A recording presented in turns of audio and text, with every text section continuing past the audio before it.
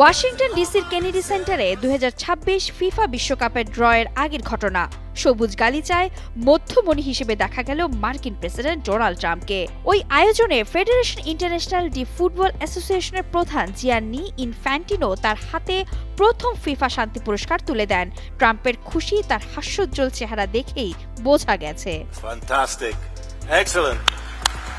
2026 বিশ্বকাপের ড্র অনুষ্ঠানের শুরুতেই ফিফা প্রধান মার্কিন প্রেসিডেন্টের হাতে ক্রীড়ার বিশ্ব পরিচালনা কমিটির নামে নতুন ওই শান্তি পুরস্কার তুলে দেন। তাকে একটি পদক আর সার্টিফিকেটও দেওয়া হয়েছে। বিশ্বের একাধিক সংঘাত অবসানে নিজের অবদানের কথা উল্লেখ করে বেশ কিছুদিন ধরেই নোবেল শান্তি পুরস্কার পাওয়ার অনুরোধ জানিয়ে আসছিলেন ডোনাল্ড ট্রাম্প। পুরস্কার পাওয়ার পর আনন্দিত ট্রাম্প আসন্ন বিশ্বকাপ আয়োজন নিয়ে বলেন, জিয়ান্নি ইনফ্যান্টিনো এমন একটি অনুষ্ঠান করতে যাচ্ছেন যা সম্ভবত বিশ্ব কখনো দেখেনি।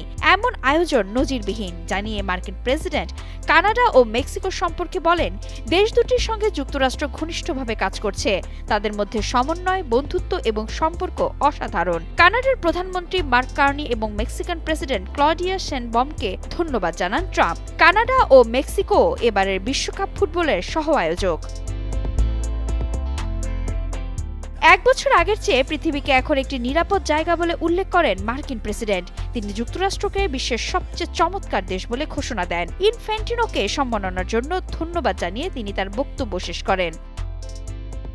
2026 বিশ্বকাপের ড্র শেষ হওয়ার সঙ্গে সঙ্গে ডোনাল্ড ট্রাম্প তার চিরচেনা নাচ দেখান।